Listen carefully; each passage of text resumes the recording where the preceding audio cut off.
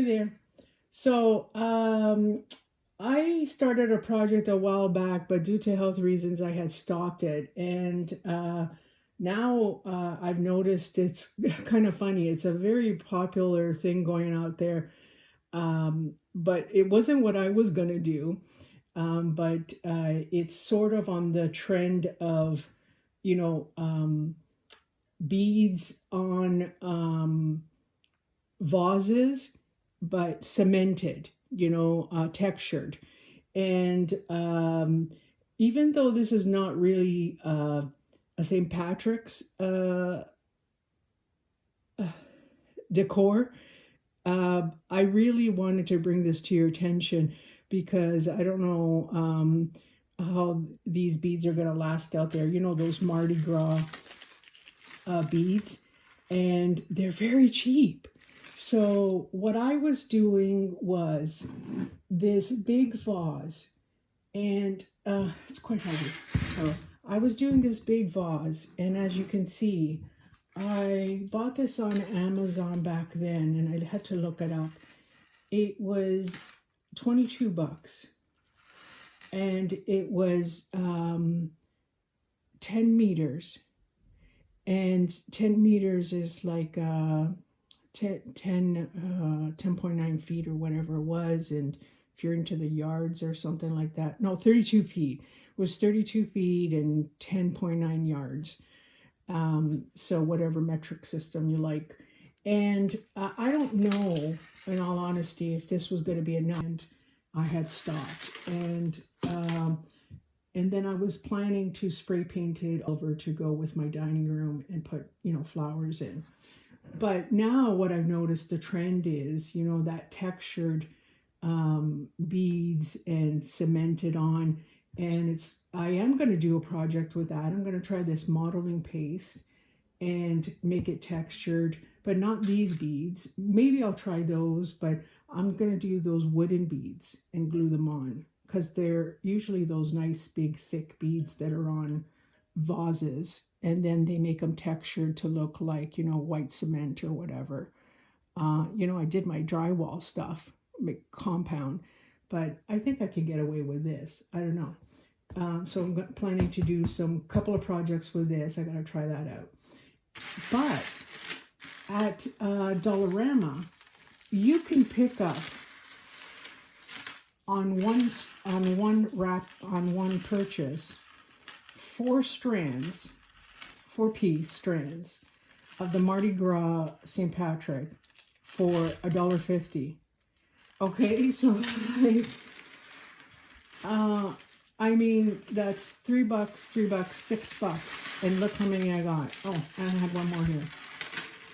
So now what I did was I changed my dining room plan.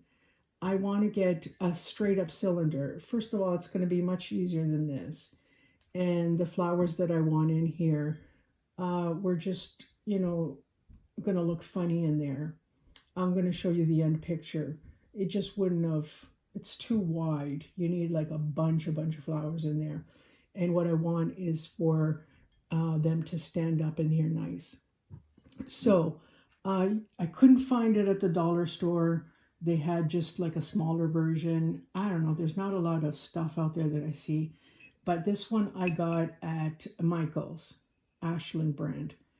I really can't remember if it was $15.99 or $19.99. So, if you can find it better price, so be it. But anyway, I got this one. And I'm not planning to do the round way. I'm going to try the straight way. Okay. So I'm going to glue it this way. And then I'm going to, by the way, that was a different glue. So now I've got the Gorilla Glue. Maybe that's what it was with that. But anyway, I'm going to do it this way. And then I'm going to spray paint it silver for this. I'm not doing textured. I'm not doing white. I want it for my dining room table. So I'm going to do silver for this. So there's an idea. Go grab yourself some of these beads and use them for any kind of project. You can spray paint them.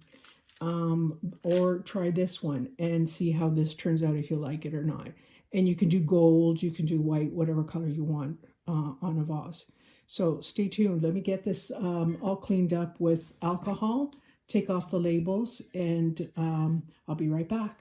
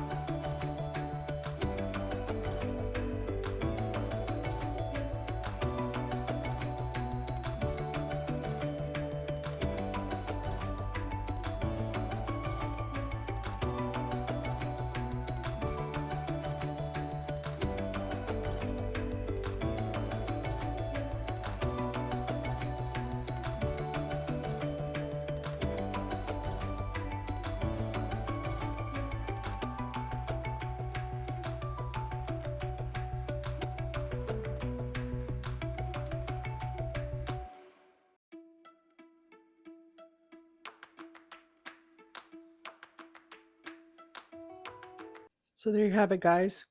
It's all done. I ended up having to use, I went out and I had to get more, but I really only needed one more. So I bought all of these just in case. But I ended up using one more. But so I used one, two, three, four, five, six. So in each of them, there are four, right?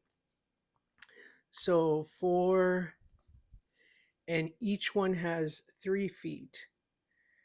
So four pieces. So I ended up using 18 feet. So 6 times 4, 18. So, no, 6 times 4, 24. But I ended up using 18 feet.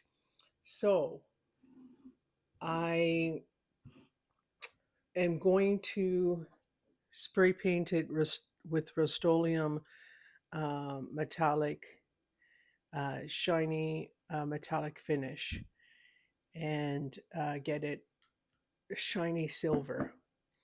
So, like I said, you can do any color, right? White, gold.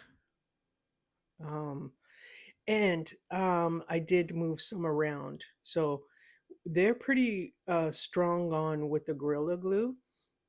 The other ones are pretty weak. So that was an older glue, some other glue that I had before.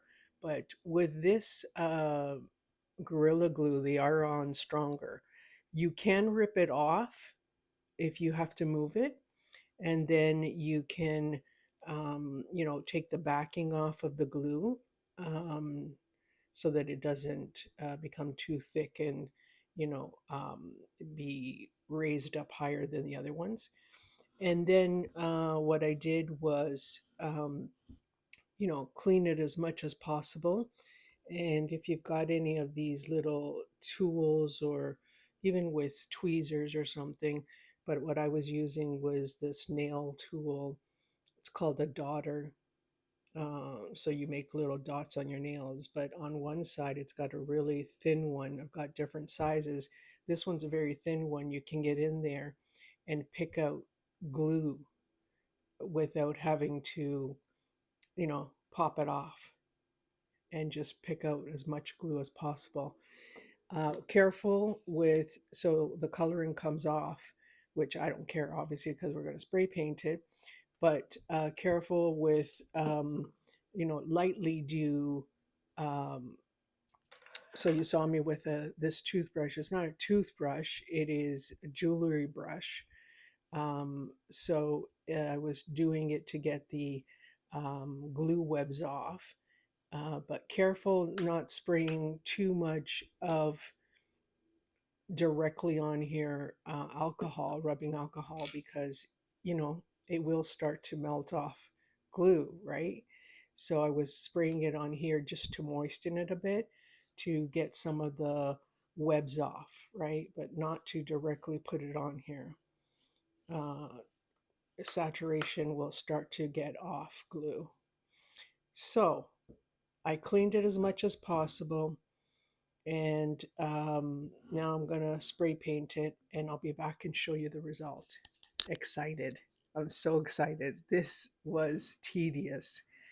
I mean, I did get it crooked, and I was trying to see what it would look like spacing it out. And then I thought, no, because I really want it close together. And you spacing it out, you're going to see through. And I thought, no, that's a bad idea. My original is to have it all come together, and it looks so much better with all together. So I'm really, really excited. Be right back.